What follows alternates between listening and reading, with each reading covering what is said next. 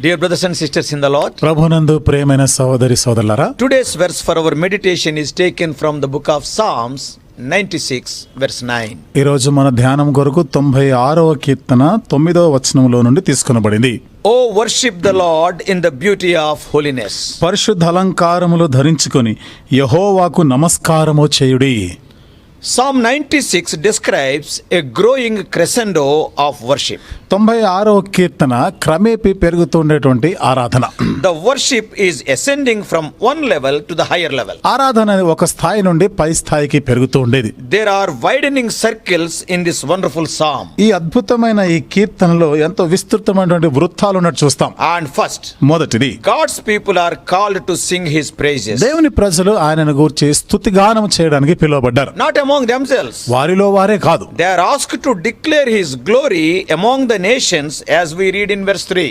3వ వచనంలో మనం చదివినట్లుగా సమస్త జనములలో ఆయన కీర్తిని లేదా స్తుతిని ప్రచురపరచడానికి పిలువబడ్డారు. That is what the psalmist is asking. ఇదే కీర్తనకారుడు చెప్తా ఉన్నాడు. Then, as a result of this declaration by God's people, ఈ విధంగా దేవుని ప్రజలు బయలుపరచట ద్వారా దాని ఫలితము the nations are called on to ascribe to the Lord the glory of his name in verses 7 and 8. 7-8 వచనాల ప్రకారము జనములు దేవుని నామమునకు తగిన మహిమను చెల్లించాలి అని కోరబడతారు. That is the desire of the psalmist. అదే కీర్తనకారుడి యొక్క ఆశ. Not only he, through his testimony, others also must join the worship. అతను మాత్రమే కాదు, అతని యొక్క సాక్ష్యము ద్వారా ఇతరులు కూడా ఈ ఆరాధనలో వారు కలవాలి, చేరాలి. Finally, in verses 11 and 12, చివరికి 11-12 వచనాల్లో the inanimate creation is brought into the swelling chorus. చూడండి, ఈ యొక్క సృష్టి ఈ కీర్తనతో, ఈ స్తుతి కీర్తనలతో పాటు వాళ్ళు కలుస్తున్నారు. And the reason for the praise of all creation is the prophecy that the Lord is coming to judge the world in righteousness. సృష్టి అంతా కూడా స్తుతించడానికి ఆ ప్రవచనం ఏమిటిది? దేవుడు నీతితో పరిపాలన చేయడానికి రాబోతున్నాడు అని చెప్తుంది. So there are three themes here. ఇక్కడ 3 శీర్షికలు చూస్తున్నాం. One is worship, మొదటిది ఆరాధన, secondly witness, రెండవది సాక్ష్యం and ఇచ్చుట, thirdly waiting expectantly for the day when the Lord comes to right all the wrongs. మూడవది దేవుడు తప్పులన్నీ కూడా తొలగించి ఆ తీర్పు తీర్చే దినం కొరకు కనిపెట్టి ఉండాలి. Worship, witness, waiting. ఆరాధన చేయుట, సాక్ష్యం ఇచ్చుట, కనిపెట్టి ఉండుట. Today there are so many wrongs in this world. ఈ రోజు ప్రపంచంలో చాలా వరకు తప్పులు మనం చూస్తున్నాం. One day he is going to set right all wrong things. ఒక దినాన్ని ఆయన వస్తాడు, ఈ తప్పులన్నిటి కూడా సరి చేస్తాడు, సరిదిద్దుతాడు. In one sentence, ఒక మాటలో చెప్పాలంటే we can say, మనం చెప్పొచ్చు, behold, the Lord is the only great and glorious God, we should worship him. దేవుడు మాత్రమే, మనం ఆయన ఆరాధించడానికి ఆయన మాత్రమే మహిమ గల గొప్ప దేవుడు. And we have to witness of him. ఆయనను గురించి మనం సాక్ష్యం ఇవ్వాలి. He is the only great and glorious God, and we have to wait expectantly for his coming to judge the world. ఆయన మాత్రమే గొప్ప దేవుడు, మహా గొప్ప దేవుడు అని, ఆయన తీర్పు తీర్చడానికి రాబోతున్నాడని మనము ఎదురు చూస్తూ ఉండవలసిన వాడు. And the psalmist repeats the theme, sing unto the Lord 3 times in verses 1 and 2. కీర్తనకారుడు 1-2 వచనాల్లో యెహోవాకు కీర్తన పాడుడి అనే ఈ శీర్షిక 3 సార్లు చెప్తున్నాడు. The first time మొదటిసారి అంటాడు, he tells us to sing to the Lord a new song. యెహోవా మీద క్రొత్త కీర్తన పాడుడి. This does not necessarily mean a newly composed song. దీని అర్థము ఇప్పుడు కొత్తగా మళ్ళీ ఒక పాటని సమకూర్చి పాట కట్టి పాడాలి అని కాదు. But it refers to a song that celebrates the mercies of God. దేవుని యొక్క కృపా కనికరములను మనము ఆచరిస్తూ దాని గురించి పాడవలసిన పాట. And the mercies of God are new every morning. That's why the song also can be new every morning. దేవుని కృపా కనికరములు అనుదినము వాత్సల్యత నూతనంగా ఉంటుంది కాబట్టి అనుదినము నూతన విధానంలో మనం కీర్తించాలి. The second exhortation to sing unto the Lord is directed to all the earth. యెహోవా మీద కొత్త కీర్తన పాడుడు అనేది రెండవది, సమస్త జనములు కూడా మీరు పాడండి అని చెప్పడం. If we join the last part of this psalm to this verse, ఈ వచనంలో, ఈ కీర్తనలోని చివరి భాగంతో మనం కలిస్తే, and we can understand that the psalmist calling all the creation to praise the Lord. కీర్తనకారుడు ఇక్కడ ఏమని చెప్తున్నాడు? సమస్త జనములారా యెహోవాను కీర్తించుడి అనేది మనకు అర్థమవుతుంది. The Lord is to be praised on all the earth which he has created. దేవుడు సృష్టించిన సృష్టి అంతటి ద్వారా కూడా స్తుతించబడాలి అని కోరుతున్నాడు. The third call, 3వ పిలుపు, sing to the Lord, is followed by 3 imperatives. They are must. యెహోవాను స్తుతించుడు అనేది 3 ఖచ్చితంగా మనం పాటించవలసిన విషయాలు చెప్తున్నాడు. What are they? అవేమిటివి?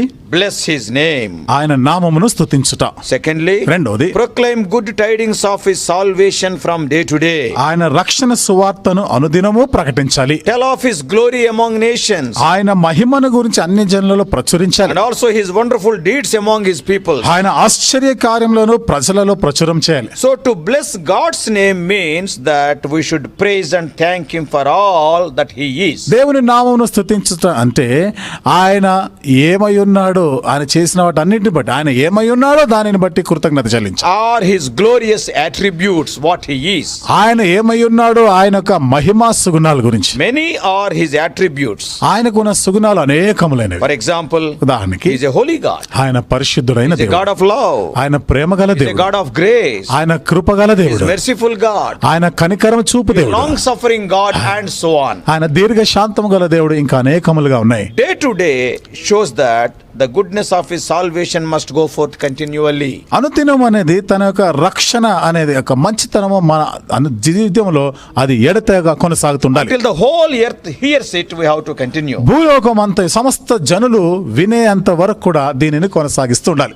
So far we have seen that we have to worship the Lord. ఇంతవరకు కూడా మనం యెహోవాను స్తుతించాలి లేదా దేవుణ్ణి ఆరాధించాలి అని చెప్పుకున్నాం. But the question comes as why to worship him alone? ఇప్పుడు ప్రశ్న ఏమిటంటే ఆయనను మాత్రమే ఎందుకు ఆరాధన చేయాలి, పూజించాలి? Because he is the only great and glorious God. ఎందుకనగా ఆయన మాత్రమే గొప్ప దేవుడు, మహిమ గల దేవుడు. The pagan world is marked by their fear of the spirit world. చూడండి, అన్య దేశం అయితే వారి యొక్క ఆత్మలోకాన్ని బట్టి వాళ్ళు భయపడుతుంటారు.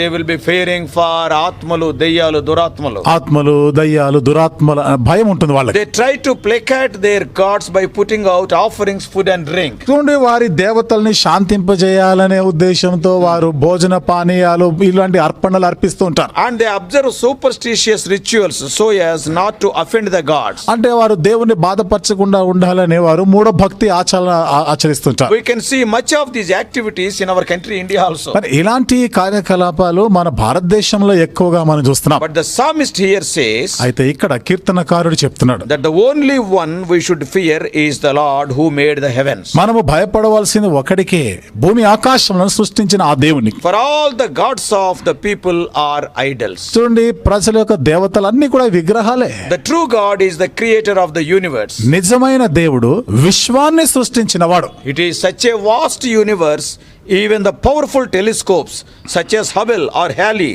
they cannot find the edge of it. ఇది ఎంత విశాలమైనటువంటి విశ్వం అంటే దీనిని ఎంతో శక్తివంతమైనటువంటి హబుల్ టెలిస్కోప్, హేలీ టెలిస్కోప్ ద్వారా కూడా మనము దాని అంచులను కూడా కనిపెట్టలేము. So when we think of the star world, కాబట్టి మనము ఈ నక్షత్ర లోకాన్ని గురించి ఆలోచన చేస్తే, which is so far discovered by the scientists, ఇంతవరకు శాస్త్రవేత్తలు కనుగొన్నవి, we can understand the greatness of God to some extent. కొంతవరకు దేవుని గొప్పతనం ఏమిటిదో అర్థం చేసుకోగలం. The stars which we are seeing at night belongs to the first galaxy. మనము రాత్రి వేళ చూస్తున్నటువంటి ఈ నక్షత్రాలు మొదటి నక్షత్ర మండలం. And the scientists of astronomy says, మరి ఖగోళ శాస్త్రవేత్తలు అన్నారు, there are more than 1 billion, that is 100 crores stars in the first galaxy. మొదటి నక్షత్ర మండలంలో 100 కోట్ల నక్షత్రాలు ఉన్నాయంటారు. రాశి. And then the question comes, ఇప్పుడు ప్రశ్న వస్తుంది, in one galaxy nearly 100 crores of stars are there. ఒక నక్షత్ర మండలంలోనే 100 కోట్ల నక్షత్ర రాశులుంటే, and then how many such galaxies are there? ఇలాంటి నక్షత్ర రాశులు మరెన్ని ఉన్నాయి. And then the scientists say, అక్కడ శాస్త్రవేత్తలు when అంటారు, the scientists talk about such galaxies, శాస్త్రవేత్తలు ఇలాంటి నక్షత్ర రాశుల గురించి మాట్లాడుతున్నప్పుడు how many are there? అవి ఎన్ని ఉన్నాయని They say that they have already discovered so far a minimum of 1 billion galaxies, that is more than 100 crores again. అంటే ఇప్పటి వరకు కనీసం వారు కనిపెట్టిన దాంట్లో కనీసము 100 కోట్ల నక్షత్ర రాశులు ఇంకా పైన ఉండొచ్చు. Imagine in each galaxy more than 100 crore stars. ఊహించండి, ఒక్కొక్క నక్షత్ర రాశిలో 100 కోట్ల నక్షత్రాలు ఉంటాయి. And such galaxies are more than 100 crores. ఈ విధమైన రాశులు, నక్షత్ర రాశులు 100 కోట్లకు పైన ఉన్నాయి. And one more thing is, మరొక సంగతి, these are the stars they have discovered thus far, so far. ఈ నక్షత్రాలు ఇంతవరకు వారు కనుగొన్నవి, కనిపెట్టినవి మాత్రం. We don't know how much undiscovered creation is still there. ఇంకా కనిపెట్టనేటువంటి మనకు తెలియనిటువంటి ఈ సృష్టి ఇంకా ఎంత ఉందో One scientist calculated and said, ఒక శాస్త్రవేత్త లెక్కబెట్టి చెప్పినాడు, if we travel from Earth to the top known star, భూమి మీద నుండి మరి చివరిగా ఉన్నటువంటి అగ్రగామి అయినటువంటి ఆ నక్షత్రానికి మనం చేరుకోవాలంటే, and many other stars may be there, ఇంకా చాలా నక్షత్రాలు ఉండొచ్చు, top known star, కేవలం అగ్రగామిలో ఉన్నటువంటి ఆ నక్షత్రం, తెలిసిన నక్షత్రానికి మనం చెల్లాలి. What see?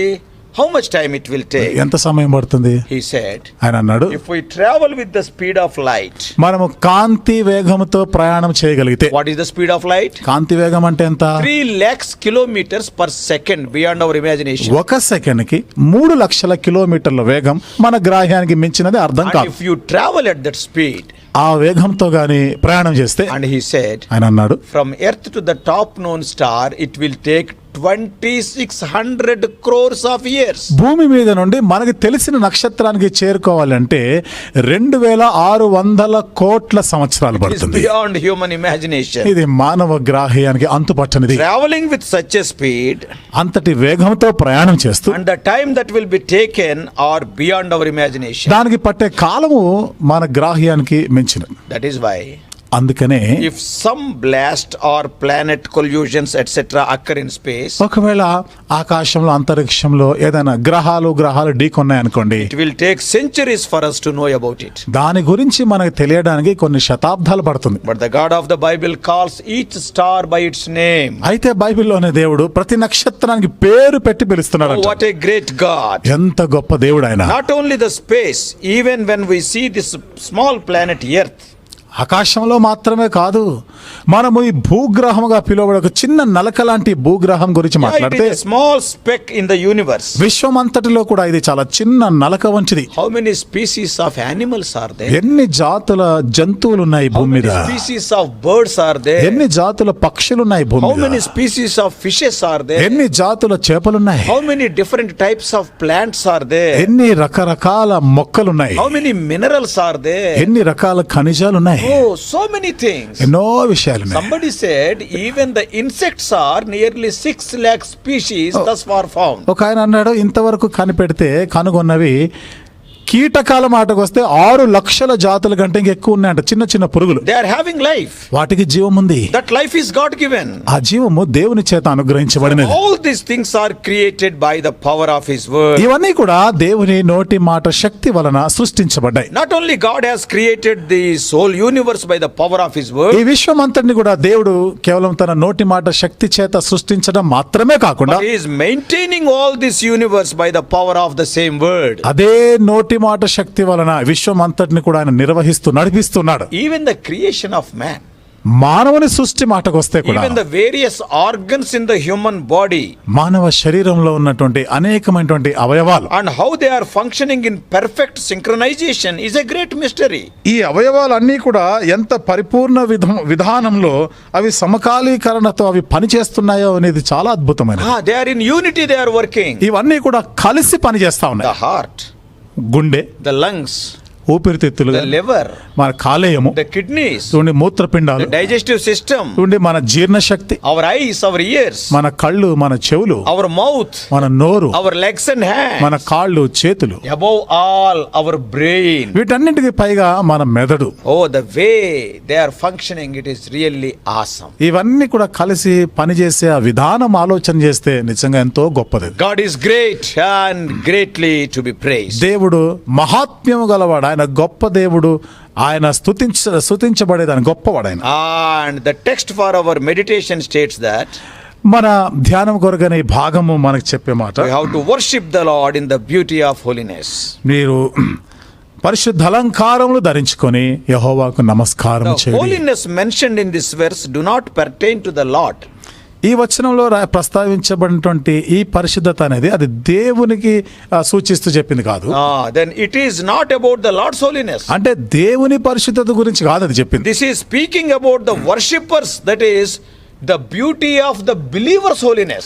ఆరాధికుడి యొక్క లేదా ఆరాధన చేసే విశ్వాసి యొక్క ఆ పరిశుద్ధ అలంకారం గురించి పరిశుద్ధత God is గురించి telling, I am holy, you also be holy. దేవుడు అంటున్నాడు, నేను పరిశుద్ధులను మీరును పరిశుద్ధులే God ఉండాలి. is holy, there is no question about it. దేవుడు పరిశుద్ధమైన వాడే, ఆ మాటకు వస్తే ప్రశ్న లేదు. But in this verse, what it is written? అయితే ఈ వచనంలో ఏమని రాయబడింది? As a believer with the beauty of holiness, you have to worship. That is, you also must have that holiness. ఒక విశ్వాసిగా పరిశుద్ధ అలంకారము ధరించుకొని, అంటే నువ్వు పరిశుద్ధత కలిగి ఉండి ఆరాధన చేయాలి. That's why both in the Old Testament and the New Testament, you and I are asked and expected to be holy as he is holy. అందుకనే పాత నిబంధనలోనైనా క్రొత్త నిబంధనలో కూడా దేవుడు పరిశుద్ధుడై ఉన్న ప్రకారం నీవు నేను కూడా పరిశుద్ధులమై ఉండాలని కోరబడుతున్నాం. When we are approaching God's presence to worship the holy God, ఆ పరిశుద్ధమైన దేవుని ఆరాధించడానికి, ఆ దేవుని సన్నిధానికి మనం వస్తున్నప్పుడు we cannot be unholy or we cannot be unclean. అపవిత్రులంగా అపరిశుద్ధులంగా ఉండరాదు. No unholy thing can have approach into his presence. అపరిశుద్ధమైనది, అపవిత్రమైనది ఏది ఆయన సన్నిధిని ఉండనేరు. For that, దాని కొరకు one is to be washed afresh by the precious blood of Lord Jesus Christ. ఒక వ్యక్తి యేసుక్రీస్తు ప్రభువారి అమూల్యమైన రక్తం చేత నూతనంగా కడగబడిన వాడై ఉండాలి. Before we utter his holy name in worship, we must be washed thoroughly. ఆరాధనలో ఆయన పరిశుద్ధ నామమును మనం పలికేదానికి ముందుగా మనలో పరిశుద్ధత ఉండాలి. We know that holiness is beautiful. పరిశుద్ధత అనేది ఎంతో అలంకరించబడినది, పరిశుద్ధమైనది, సౌందర్యమైనది. But here, అయితే ఇక్కడ the psalmist speaks of the beauty of holiness. కీర్తనకారుడు పరిశుద్ధ అలంకారం గురించి మాట్లాడుతున్నాడు. Peter also talks about the beauty of holiness. పరిశుద్ధత యొక్క సౌందర్యాన్ని గురించి పేతురు కూడా చెప్తున్నాడు. In 1 Peter chapter 3, పేతురు రాసిన మొదటి పత్రిక 3వ you అధ్యాయంలో can read verses 3 and 4 later. తర్వాత 3-4 వచనాలు మీరు చదవండి. What he is telling? ఏమని చెప్తున్నాడు? A gentle and quiet spirit is an imperishable beauty. చూడండి, ఎంతో మృదువైనటువంటి ఆ పరిశుద్ధత ఎంతో అందమైనది. The quiet spirit. కాబట్టి నిమ్మళమైనటువంటి ఆత్మ కలిగిన వారు. And that is imperishable beauty. It cannot be perished. అంటే ఇది క్షయము కాని అక్షయమైనటువంటి అందం. So while he is talking about the woman, he writes, స్త్రీని గురించి మాట్లాడుతున్నప్పుడు చెప్తాడు ఈ మాట. such beauty grows with age. ఇలాంటి ఒక అందం అనేది వయసుతో పాటు పెరుగుతుంది. See, our natural beauty, it will diminish with age. మన స్వాభావికమైనటువంటి అందము అనేది కాలక్రమేణా అది క్షీణించిపోతుంది. Slowly the folds will come on our face. నెమ్మదిగా ముఖం మీద ముడతలు We will వస్తుంటాయి, become very weak. మనం బలహీనమవుతాం. So the physical beauty will go down as the days pass by. భౌతిక సంబంధమైనటువంటి అందము దినాలు గడుస్తున్న కొలది తరిగిపోతుంది. But what about the spiritual beauty? 1 Peter chapter 3 verses 3 and 4. పేతురు రాసిన మొదటి పత్రిక 3వ అధ్యాయం 3-4 వచనాలు. ఆత్మ సంబంధమైన సౌందర్యం మాట ఏమిటి? It will not fade away. అది క్షయమైపోయేది కాదు. The beauty will be perfected in heaven. ఈ సౌందర్యము పరలోకంలో పరిపూర్ణం చేయబడుతుంది. So though Peter addressed this portion to women, పేతురు ఈ భాగంలో స్త్రీలను ఉద్దేశించి రాస్తున్నప్పటికీ don't think that it is only for women. ఇది కేవలం స్త్రీలకి మట్టుకే అని అనుకోకండి. It would be a mistake to think of such an internal spiritual beauty is exclusively for females. చూడండి, ఇలాంటి అంతరంగ పరిశుద్ధత, ఆ సౌందర్యం అనేది కేవలం స్త్రీలకు మాత్రమే చెందింది అనుకోవడం పొరపాటు. God calls on us all, both males and females. దేవుడు మనం అందరం అంటున్నాడు, స్త్రీలు పురుషులను కలిపి చెప్తున్నాడు. All are called to worship him in the beauty of holiness. మనమందరం కూడా పరిశుద్ధ అలంకారములు ధరించుకొని ఆరాధన చేయాలి అని కోరబడుతున్నాం. The Holy Spirit's work is to cultivate, to develop this beauty in us. పరిశుద్ధాత్మక పని ఏమిటిదంటే ఈ పరిశుద్ధత మనలో మనం అలవర్చుకునే దానికి సహాయపడుతుంది. We read about the fruit of the Spirit in Galatians 5:22-23. గలతీయులకు రాసిన పత్రిక 5వ అధ్యాయం 22-23 వచనాల్లో ఆత్మ ఫలం గురించి మనం చదువుతున్నాం. The Holy Spirit is committed to growing in each of us this beauty. ఈ అందము మనం ఈ సౌందర్యాన్ని మనము కలిగి ఉండాలని పరిశుద్ధాత్మ He has grown. ఎదుగుతూ ఉంటుంది. అది He wants to enlarge or grow this beauty in us. మనలో ఈ యొక్క సౌందర్యాన్ని పెరుగులాగానే చేస్తున్నాడు ఆయన. So God gave us a new life in Christ. దేవుడు క్రీస్తునందు నూతన జీవితం మనకిస్తున్నాడు, ఇచ్చాడు. ఆయన మనకిచ్చాడు. The Holy Spirit is cultivating in us the beauty of holiness. పరిశుద్ధాత్మ ఈ పరిశుద్ధత యొక్క సౌందర్యాన్ని ఇంకా పెరిగేటట్టు చేస్తుంది. And therefore this morning, కాబట్టి ఉదయ కాలము being the first Lord's Day in the new year 2022, నూతన సంవత్సరమైన 2022వ సంవత్సరంలో మొదటి ప్రభు దినంగా let us wash away all unholiness afresh by the precious blood of Lord Jesus. ప్రభువైన యేసుక్రీస్తు వారి ప్రశస్తమైన రక్తము ద్వారా మనలో ఉన్న అపరిశుద్ధత అపవిత్రత అంతటిని కూడా కడిగి వేసుకుందాం. Let us do it afresh. దాన్ని మరలా నూతనంగా చేద్దాం. And with the beauty of holiness, let us worship the most holy God. పరిశుద్ధ అలంకారాలు ధరించుకొని అతి పరిశుద్ధుడైన ఆ దేవుణ్ణి ఆరాధిస్తాం. That also in the midst of the అది congregation, కూడా సమాజం మధ్య such a great and glorious God humbled himself అంత గొప్ప దేవుడు, మహిమగల దేవుడు తను తాను తగ్గించుకొని వచ్చాడు. and came as a human being nearly 2000 years ago, 2000 సంవత్సరాల క్రితం మానవ రూపం ధరించి వచ్చాడు. and to redeem the fallen human race. పడిపోయినటువంటి ఈ మానవాళిని ఆయన మరల Oh, లేవనెత్తడానికి. what a love. ఎంతటి ప్రేమ ఇది. So when we do worship so, ఆ విధంగా ఆరాధన చేసినప్పుడు one day he will say, ఒక దినాన్ని ఆయన అంటాడు, as it is written in Song of Solomon chapter 4 verse 7, పరమగీతంలో 4వ అధ్యాయం 7వ వచనం రాయబడిన ప్రకారం the Lord is telling, దేవుడు ఏమని చెప్తున్నాడు? thou art all fair, my love, there is no spot in thee. నా ప్రియురాల అందరిలో కూడా నీవు అందం సౌందర్యమైన నీలో లోపమేమీ లేదు. May God help us to achieve that level of holiness. ఈ స్థాయి యొక్క పరిశుద్ధతని మనం అందరం కలిగి ఉండలాగన దేవుడు సహాయం And చేయను also గాక. we may receive such commendation when we stand before him. ఆయన ఎదుట నిలబడినప్పుడు అలాంటి మెప్పుని మనం పొందులాగన దేవుడు సహాయం చేయను May గాక. God bless us. దేవుడు మనల్ని దీవించును గాక. Shall we pray? రండి ప్రార్థన చేసుకుందాం. Loving heavenly Father, ప్రేమగల మా పరలోకపు our తండ్రి, gracious మా God, కృపగల దేవా, O Lord, we have seen just now, O Lord, thou art holy and thy desire is we also must be holy. దేవా ఇప్పుడే మేము చూసినాం నీవు పరిశుద్ధుడు, మేమందరమును పరిశుద్ధులుగా ఉండాలని కోరుతున్నావు. Thou art a great and glorious God. నీవు గొప్ప దేవుడు, మహిమగల దేవుడు. With the power of thy word thou hast created the whole universe, which is a mystery to us. నువ్వు నోటి మాట శక్తి చేత ప్రభా విశ్వం అంతటిని నువ్వు సృష్టించావు. ఇది మాకెంతో మర్మమై ఉన్నది. Every planet is moving in its orbit.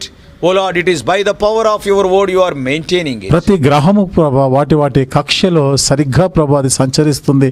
ఇది నీ నోటి మాట శక్తి వలన నీవు ప్రభా నిర్వహిస్తున్నావు, Oh, being నడిపిస్తున్నావు. such a great God, you desire our worship when we worship in the beauty of holiness. అంత గొప్ప దేవుడు అయిన నీవు ప్రభా మేమును పరిశుద్ధ అలంకారం ధరించుకొని ఆరాధన చేయాలని కోరినావు. Oh Lord, what a wonderful plan you are having. ఓ దేవా ఎంత అద్భుతమైన ప్రణాళిక మా ఎడల కలిగి ఉంది. Today in the new year, ఈ రోజు ప్రభా నూతన సంవత్సరంలో మొదటి ప్రభు దినంగా help us to go to the house of God and worship thee, O Lord, by being washed by thy blood afresh and in the beauty of holiness. దేవుని మందిరానికి వెళ్ళి నూతనంగా ప్రభు మరల క్రీస్తు రక్తం చేత కడగబడిన వారమై పరిశుద్ధ అలంకారం ధరించుకొని ఆరాధన చేయుదుముగాక. Make us worshiping people. ఓ దేవా ఆరాధించే ప్రజలుగా మమ్మల్ని చేయండి. Jesus' precious name we pray. యేసు ప్రభు వారి అమూల్యమైన నామములో ప్రార్థించి వేడుకుంటున్నాము తండ్రి. ఆమేన్.